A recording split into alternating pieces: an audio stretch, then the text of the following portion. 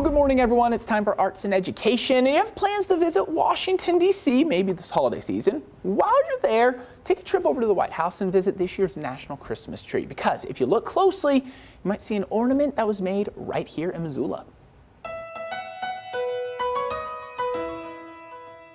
This year, one school from each state was picked to create an ornament for the National Christmas Tree, and in Montana, that school was Hellgate High School. Now, there are a few guidelines these students need to follow for this assignment. 1, the ornament had to have red and green in it, and 2, it had to represent something from your state. Well, the idea was to do something that represented Montana in its entirety.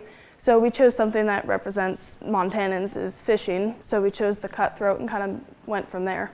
The idea for the ornament came entirely from students, and it was a perfect assignment for this Intro to Art class.